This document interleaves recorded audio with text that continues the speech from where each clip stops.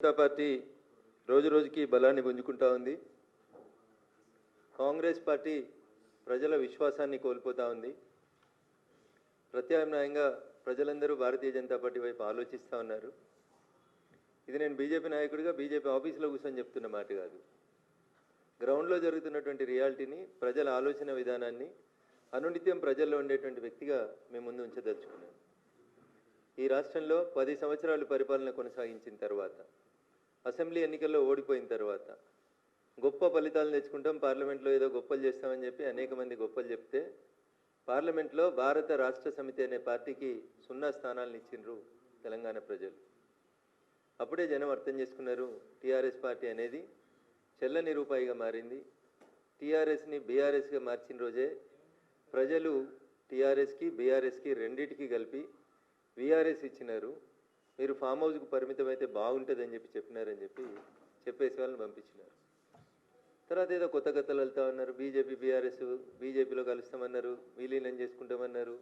అట్లా అప్పుడప్పుడు జనాలలో ఉండేందుకు టీఆర్ఎస్ పార్టీ లేదా బీఆర్ఎస్ పార్టీ ప్రయత్నాలు చేస్తూ వచ్చింది. ఈ మధ్యకాలం లోపల 2 ఎన్నికలు, ఎమ్మెల్సీకి సంబంధించి 3 ఎన్నికలు జరిగినాయి. 2 ఎన్నికలు టీఆర్ఎస్ పార్టీకి బాగా పట్టున్నది. బావా, బామ్మర్ది, చెల్లె, నాయన అందరూ ఎమ్మెల్యేలు ఎంపీలు ఉన్నటువంటి నియోజకవర్గాలు అయినటువంటి కరీంనగరు, నిజామాబాదు, మెదక్ జిల్లాలకు సంబంధించి ఒక గ్రాడ్యుయేట్స్ ఎమ్మెల్సీ, ఒక టీచర్స్ ఎమ్మెల్సీ, 2 ఎమ్మెల్సీ ఎన్నికలు జరిగినాయి.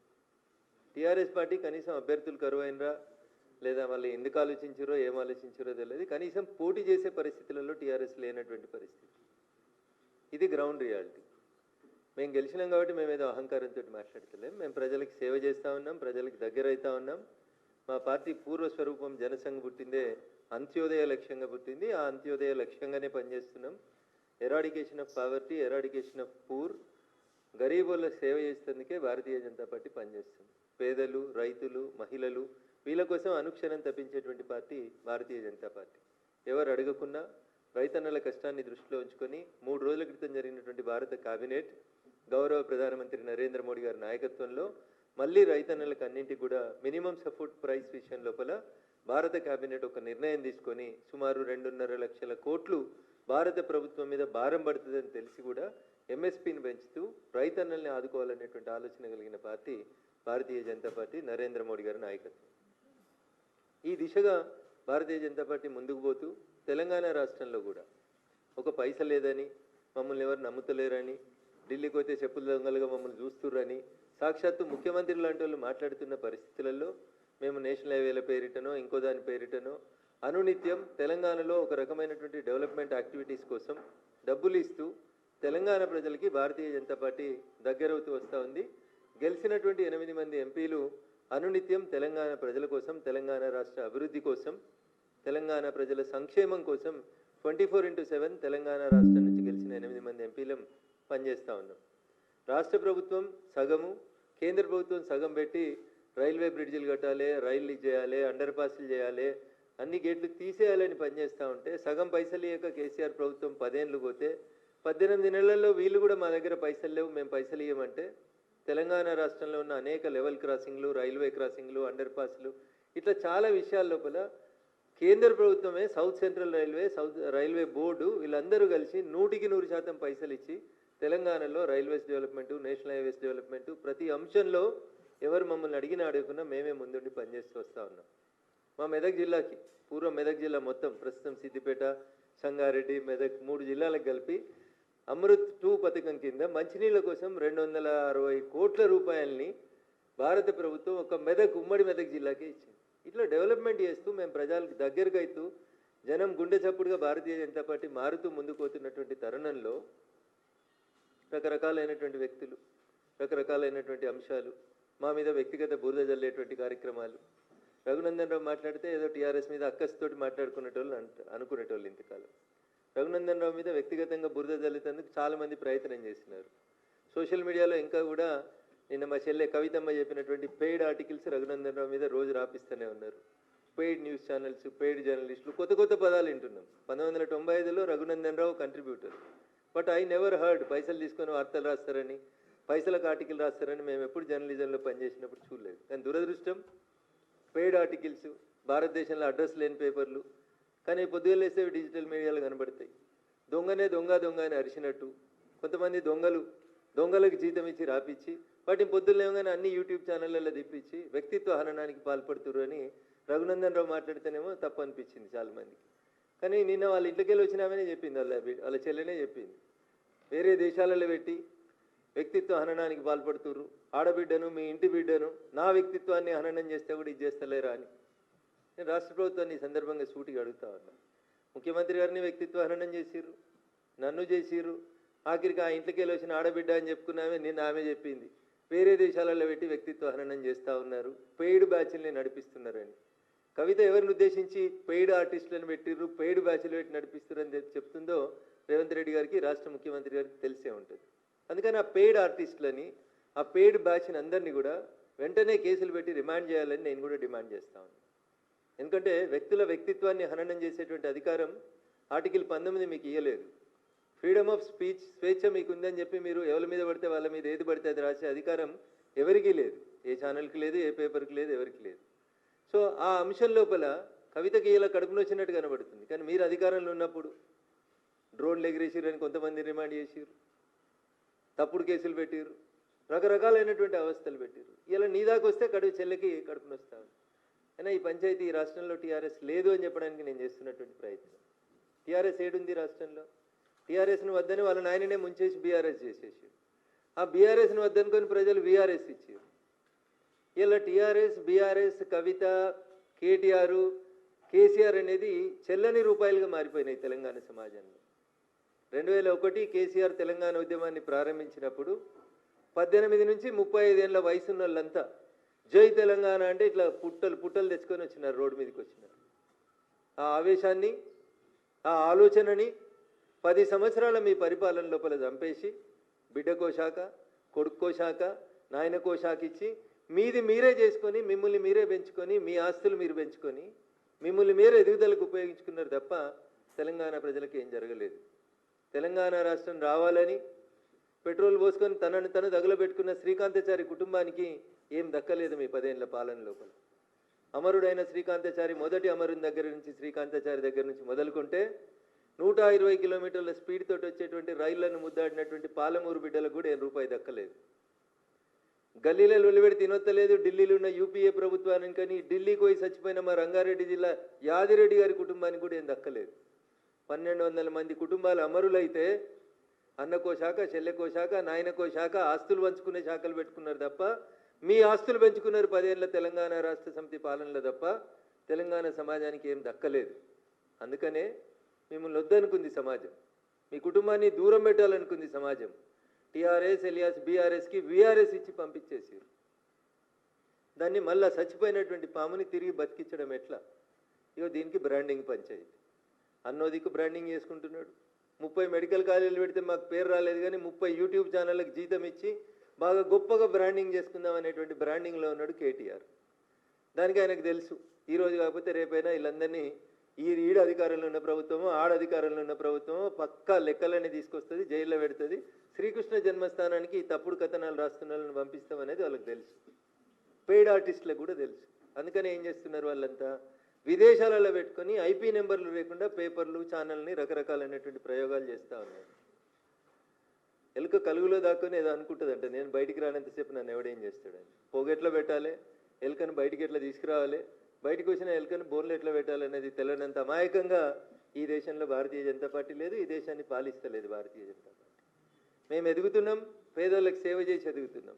మేము ఎదుగుతున్నాం, రైతులకు దగ్గర ఎదుగుతూ ఉన్నాం. మేము ఎదుగుతూ ఉన్నాం, ఈ దేశంలో ఇన్ఫ్రాస్ట్రక్చర్ డెవలప్మెంట్ చేస్తూ ఎదుగుతూ ఉన్నాం. నరేంద్ర మోడీ గారి నాయకత్వం ప్రపంచానికి మార్గదర్శనం చేసేంత గొప్ప స్థాయికి ఎదిగింది.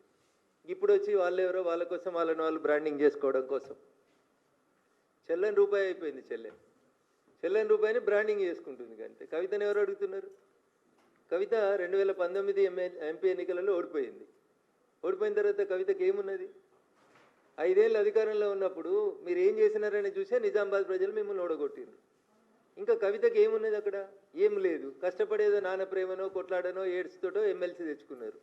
ఇవాళ చెల్లకుండా పోయినటువంటి కవిత గారు జనబాహల్యం లోపల పోటీ చేస్తే ప్రజలు ఆదరిస్తలేరని చెప్పి వచ్చి సెల్ఫ్ బ్రాండింగ్ పంచాయతీ తప్పితే ఏముంది ఇందులో? ఏం గొప్పగా చేసిందని కవిత? బతుకమ్మ ఆడినా, తెలంగాణ భావ వ్యాప్తి చేసిన, చెల్లె నువ్వు ఉట్టే కంటే ముందు నుంచి ఉంది కదా బతుకమ్మ. నిజాం సర్కరోడు మా ఆడబిడ్డల్ని చీరలు ఇప్పించి బతుకమ్మ ఆడిరనే పంచాయతీ తెలంగాణ ఉద్యమ చరిత్రలో ఉంది కదా. చెల్లె బతుకమ్మ ఆడితే బతుకమ్మ, బతుకమ్మ ఆడకపోతే బతుకమ్మ కాదనేది ఎవరు చెప్పారు?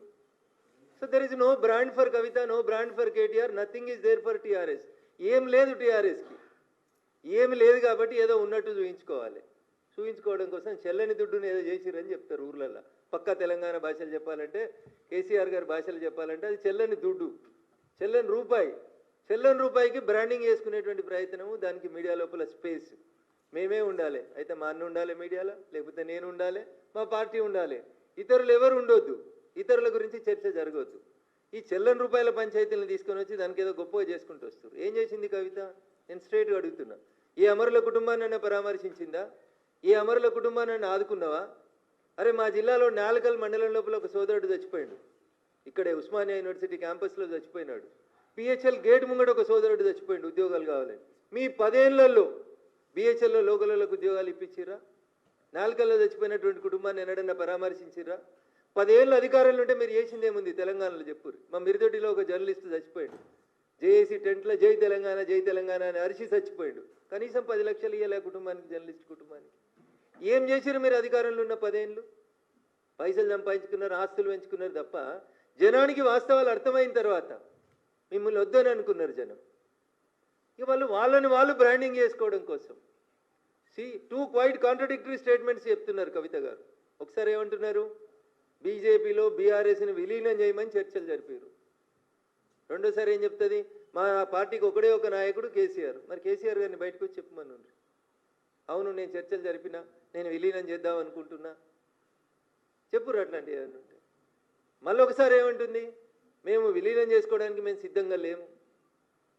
టీఆర్ఎస్ పార్టీ పుట్టిన 2001 నుంచి 2 నిమిషాలు మీకు గుర్తు చేస్తాం. 2004 ఎన్నికలు వచ్చినాయి. 2001లో టీఆర్ఎస్ పుడితే 2004లో ఎవరితో పొత్తు పెట్టుకుందన్న టీఆర్ఎస్ పార్టీ? కాంగ్రెస్ తోటి పొత్తు పెట్టుకుంది.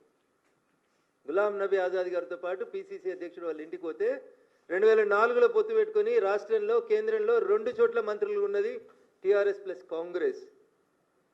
ఆ తర్వాత 2009 వచ్చిందన్న.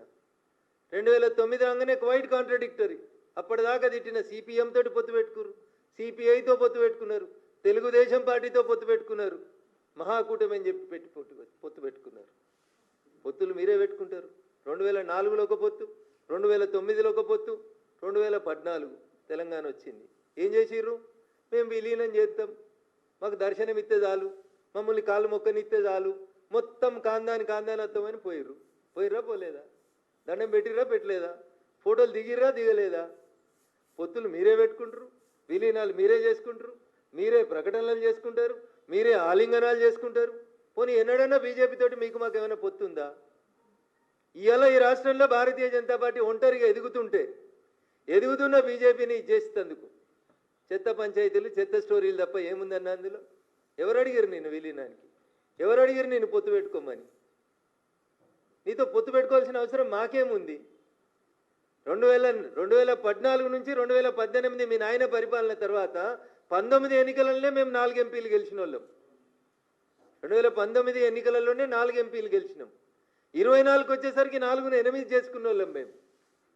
సో భారతీయ జనతా పార్టీ సొంతంగా ఈ రాష్ట్రంలో తన కాళ్ళ మీద తాను నిలబడుతున్నప్పుడు మమ్మల్ని ప్రత్యక్ష యుద్ధంలో గెలవడం చాతగానోళ్ళు, అశ్వత్థామ అథో నరో కుంజరో అన్నట్టు సాటుకుంటే అందరు కలిసి ఆలింగనాలు చేసుకొని ఎవరికి పైసలు ఇస్తున్నారు, ఎవరెవరితోటి రాపిస్తున్నారు, ఎవరెవరు ఎందుకు రాస్తున్నారు, ఇవందరి ఉద్దేశం భారతీయ జనతా పార్టీ తెలంగాణలో ఎదుగుదలని ఆపాలి.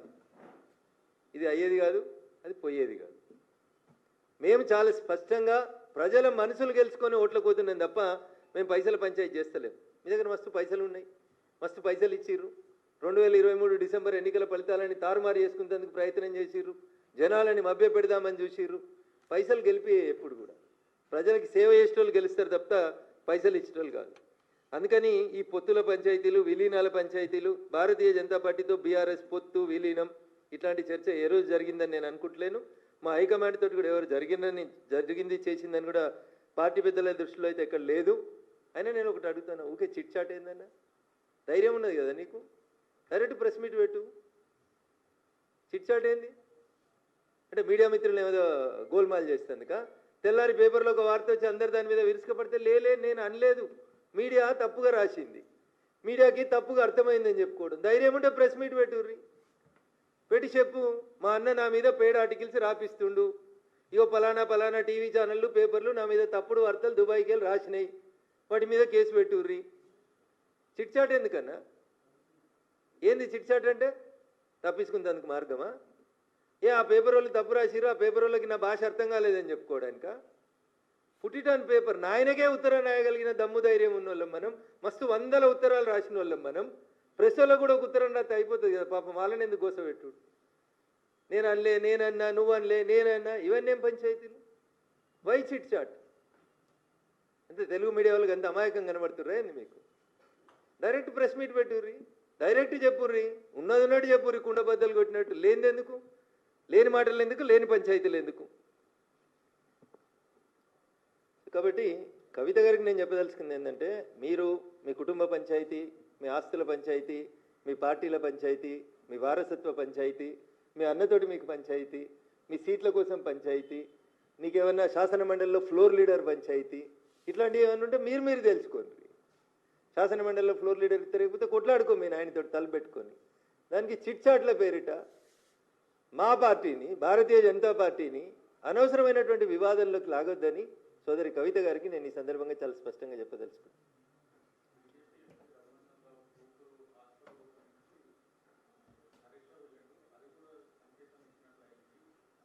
మరి ఆ రోజు హరీష్ రావుని ఎందుకు సస్పెండ్ చేయలేదు? నాట్ ఓన్లీ హరీష్ రావు, తలసాని శ్రీనివాస్ యాదవ్ గారు వచ్చారు, మాగంటి గోపీనాథ్ గారు వచ్చిండ్రు, ఆ ఏరియాలో ఉన్నటువంటి చాలామంది వచ్చారు. ఆయన ఆరోగ్య శాఖ మంత్రిగా ఒక దవాఖానా ఓపెనింగ్కి వచ్చిండు. మీకున్న ఇబ్బంది ఏంది? ఒకవేళ హరీష్ రావు గారు బీజేపీ కోవర్ట్ అని మీకు అనిపిస్తే తెల్లారే ఎందుకు తీసేయలేదు క్యాబినెట్లోకి వెళ్ళి? ఒక బీసీ బిడ్డ ఈటల రాజేందర్ గారిని రాత్రి తీసేసిండు కదా మీ నాయన.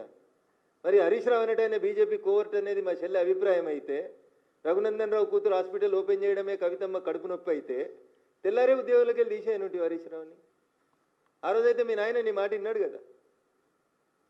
అందుకని నేనేమంటున్నా, ఈ చిట్లు చాట్లు ఎందుకన్నా, ఇవి నేమి డైరెక్ట్గా నేమ్ పెట్టి చెప్పు. ధైర్యం లేకపోవడం, నేను మాట్లాడుతున్నా కదా, పేరు పెట్టి మాట్లాడుతున్నా, నేను ఊరు పెట్టి మాట్లాడుతున్నా, నేను అధికారికంగా ఆఫీస్ పెట్టు, లేకపోతే బషీర్బాగ్లో ప్రెస్ క్లబ్లో తీసుకో, ప్రెస్ క్లబ్ తీసుకొని చెప్పు. అందరికీ నీ అంత గొప్ప ఇంగ్లీష్ రాకపోతే తెలుగులో మంచిగా రాసి ఈ ప్రెస్ నోట్ రాస్తారు, నువ్వేమితే గదే రాస్తారు. వై దిస్ చిట్ చాట్ అంటున్నా. సో వ్యక్తుల వ్యక్తిత్వ హననం కోసం టీఆర్ఎస్ పార్టీ చేసినటువంటి ప్రయత్నాలన్నీ అయిపోయినాయి. టీఆర్ఎస్ని ప్రజలు నమ్ముతలేరు అనేది అర్థమైంది. వాళ్ళ ప్లీనరీ ఈడనే ఇదిగా లేకపోతే పోయి అమెరికాలో ప్లీనరీలు చేస్తున్నారు. ఎందుకు అమెరికాలో చోట్లెత్తారా? నాకు తెలియదు, నేను వాళ్ళంతా చదువుకోలేదు. ఏంది సిల్వర్ జూబ్లీ ఏంది? ఈ దేశం కోసం పోయి ఏమన్నా అమెరికాలో చెప్తారు వాళ్ళు? వచ్చింది తెలంగాణ, వచ్చిన తెలంగాణ ఎట్లా దోసుకున్నామో చెప్తారా? లేకపోతే దోసుకున్న డబ్బుల్ని అమెరికాలో యూట్యూబ్ ఛానళ్ళలో ఎట్లా పెట్టి రఘునందన్ రావుని ఎట్లా తిట్టాలి, లేకపోతే ఎవరెవరిని పెయిడ్ ఆర్టిస్టులు ఎట్లా హైర్ చేసుకోవాలి, అమెరికా చట్టాల ప్రకారం దొరకకుండా ఎట్లా తెలుగులో వార్తలు రాయాలనే చేసుకోవడానికి పోతుర్రా? For what you are doing? నేను అడుగుతున్నా సూటిగా చెప్పుర్రి. నేను అడిగితే ప్రతిపక్ష నాయకునిగా చెప్పరేమో. మరి నువ్వు చెప్పు, నాకు అర్థమైన కాడికి మీ అన్ననే తిట్టినావని నేను అనుకుంటున్నా. మీ అన్నని చెప్పమని మరి అమెరికాలో. ఇంకా రాష్ట్ర ప్రభుత్వానికి కూడా నా 2 డిమాండ్లు. ప్రతిపక్ష నాయకులు చెప్పినరో మరి మీరు సపోర్ట్ చేస్తే మాట్లాడుతుర్రో కవిత గారు నాకు తెలియదు, కానీ ఆ కవితమ్మనే చెప్తుంది ఇప్పుడు ఏమని, పెయిడ్ ఆర్టిస్టులతోటి వ్యక్తిత్వ హననం చేస్తుర్రని. ఈ పెయిడ్ ఆర్టిస్టులు ఎవరో గుర్తించడానికి గౌరవ ముఖ్యమంత్రి రేవంత్ రెడ్డి గారికి ఉన్నటువంటి ఇబ్బంది ఏముంది? పెయిడ్ ఆర్టిస్టులను జైల్లో పెట్టడానికి ఉన్నటువంటి ఇబ్బంది ఏముంది? పేమెంట్ ఏ ఖాతాకి అవుతుంది, ఎవరికి అవుతుంది, ఎవరు ఆ దొంగలు, వాళ్ళ దగ్గర పైసలు ఎక్కడి? మీకు చేత కాకపోతే మాకు ఈ లిస్టు ఇన్కమ్ ట్యాక్స్ అనేది తోలిస్తాం మేము. గట్లా దొంగ లెక్కలు ఎక్కడి, దొంగ పేమెంట్లు ఎక్కడి, దొంగ పంచాయతీలు ఎక్కడి? అంతా ట్రాన్స్పరెంట్గా ఉండాలని కోరుకుంటున్నాం కదా. అందుకని వాళ్ళ పార్టీ గురించి వాళ్ళు మాట్లాడినంతసేపు మేము ఎవరి గురించి మాట్లాడాం, మేము ఎవరి వ్యక్తుల్ని తక్కువ చేసి మాట్లాడాం. కానీ భారతీయ జనతా పార్టీని తక్కువ చేసి, భారతీయ జనతా పార్టీని బదనాం చేసి, మా క్యాడర్లో కన్ఫ్యూజన్ క్రియేట్ చేయాలనేటువంటి ప్రయత్నం చేస్తూ ఉన్నప్పుడు మేము చాలా స్పష్టంగా చెప్పదలుచుకున్నాం.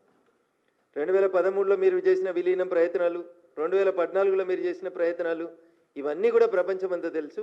భారతీయ జనతా పార్టీ బీఆర్ఎస్ కలిసి పనిచేసిన అనేది ఈ రోజు దాకా వాళ్ళు పుట్టిన 25 ఏళ్లలో ఎన్నడూ జరగలేదు. నాకున్నటువంటి అంచనా, నాకున్నటువంటి అవగాహన మేరకు భవిష్యత్తులో కూడా అట్లాంటి స్కోప్ లేదని నేను అనుకుంటా ఉన్నా. కాబట్టి లేని దాని గురించి మా క్యాడర్ని, మా కార్యకర్తల్ని కన్ఫ్యూజ్ చేసి మీరు ఏది పడితే అది తిరిగి పేపర్లలో మాకు జాగ రావాలి.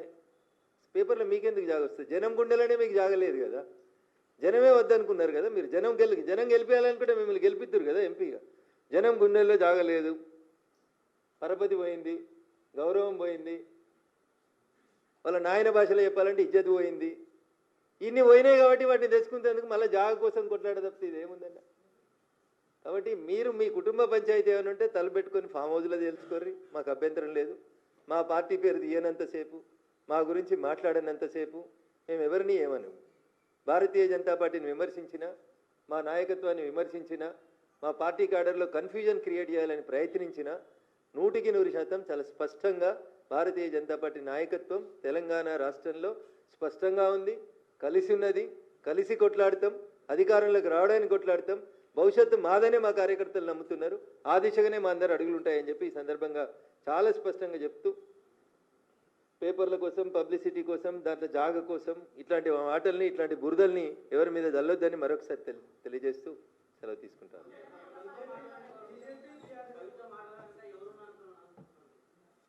ఇప్పుడు టీఆర్ఎస్ బలహీనపడాలి, టీఆర్ఎస్ నాశనం కావాలని ఎవరు కోరుకుంటారో నాకంటే ఎక్కువ మీకే తెలుసు అన్న. వాళ్ళే మాట్లాడిస్తారు.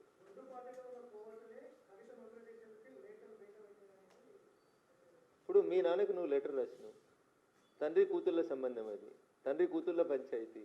గతంలో రాసిన లెటర్లు బయటికి రాలేదు. ఇప్పుడు మీ నాన్నగారి పక్కన ఎవరుంటున్నారో నాకంటే ఎక్కువ నీకే తెలుసు. పోయి మీ నాన్నకి చెప్పు, ఇక పలానోడు లీక్ చేసినాడు, వాని పేరు పలానా, వాని బయటికి పంపించని చెప్పు. కోర్టు ఏందని, ఇదేమన్నా నక్సల్ సామ్రాజ్యమా? కోర్టు లేదు. వినడానికి సొంపుగా ఉంటాయని, మాట్లాడితే ఎతి ప్రాసలకు కలిసి వస్తాయని ఇట్లా మాట్లాడితే ఎట్లా? మీ ఇంట్లో కోర్టులు ఉన్నారా? మీ నాన్న పక్కన కోర్టులు ఉన్నారా?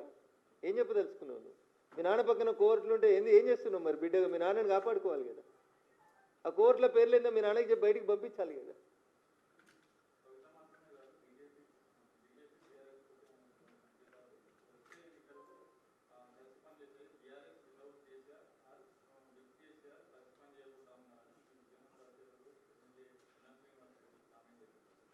నేను ఎన్ఎం శ్రీనివాసరెడ్డి గారు ఏం మాట్లాడినో నేను వినలేదన్న.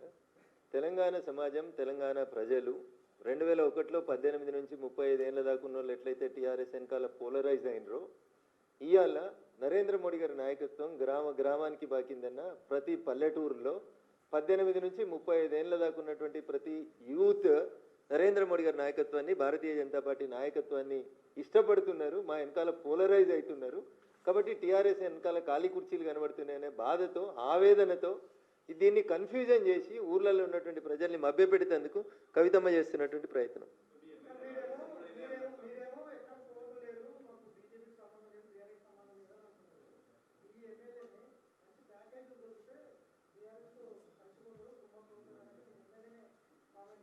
నేను వినలేదన్నా, మా ఎమ్మెల్యేలో ఎవరు మాట్లాడినో వినలేదు. ఒకవేళ ఎవరైనా మాట్లాడితే మా రాష్ట్ర పార్టీ పెద్దలు, అధ్యక్షులు, ఆల్ ఇండియా అధ్యక్షులు ఖచ్చితంగా దానికి సమాధానం చెప్తారు.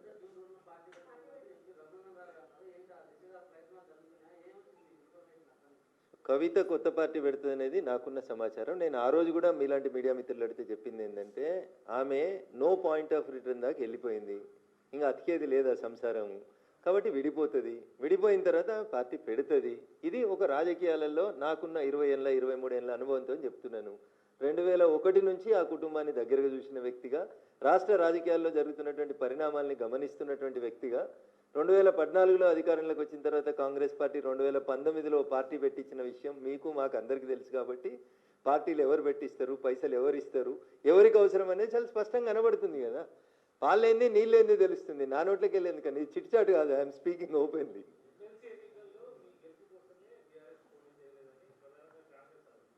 అన్న, ఊర్లలో ఒక మోటు సామెత ఉంటుంది, ఆడలేక మధ్యలో ఓడిందని.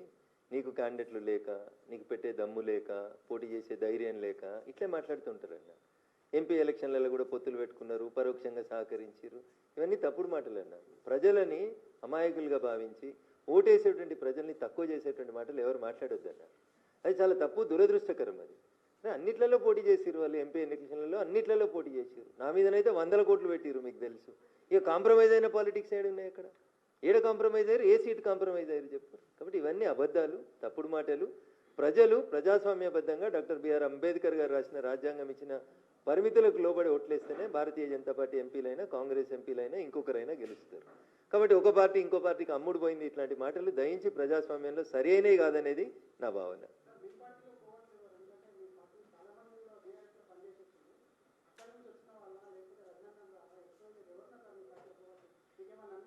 భారతీయ జనతా పార్టీ తన పార్టీలో కోవర్ట్లుంటే గుర్తుపట్టలేనంత అమాయకమైనటువంటి స్థితిలో లేదు.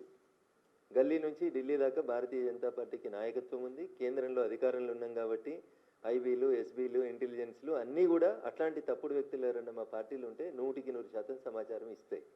సో టీఆర్ఎస్కేలు వచ్చిన వాళ్ళ అని చెప్పి మీరు ఒక వర్గాన్ని ఎత్తి చూపే ప్రయత్నం మీడియా తొందరపడి చేయొద్దని చెప్తా ఉన్నా. కోవర్టు పని చేసిన వాళ్ళు ఎవరు కూడా బీజేపీలో లేరు, ఉండరు, మనలేరు. వాళ్ళ ఫ్యూచర్ కూడా బీజేపీలో కొనసాగదు.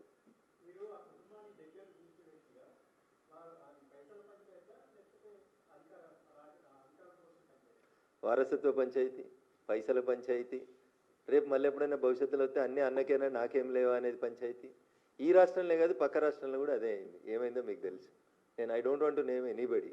పక్క రాష్ట్రంలో కూడా ఏమైంది? అధికారం కోసం పంచాయతీ, సీట్ల కోసం పంచాయతీ, నోట్ల కోసం పంచాయతీ, ఇంకేముంటుందని అంతకుమించి. అల్టిమేట్గా బాగా పైసలు 10 సంవత్సరాలు అధికారంలో ఉన్నప్పుడు బాగా ముద్ద వచ్చింది. ఆ ముద్దను పంచుకునే కాడ పంచాయతీ వచ్చింది. అంతకుమించి ఏం ఉంటుందన్న. కమ్యూనిస్ట్ ఉద్యమ నాయకుడు అని చెప్పుకునేటువంటి మావో గారు అనుకుంటే ఒక సందర్భంలో చెప్తారు, all human relationships are linked with finance. మానవ సంబంధాలన్నీ ఆర్థిక సంబంధాలే అని చెప్తారు. మార్క్స్ చెప్తారు. మార్క్స్ చెప్పినటువంటి మాట, మానవ సంబంధాలన్నీ ఆర్థిక సంబంధాలే అని చెప్తారు. ఇంతకంటే ఎక్కువ ఏముందన్న? కుల్లం కనబడుతూనే ఉంది. Thank you.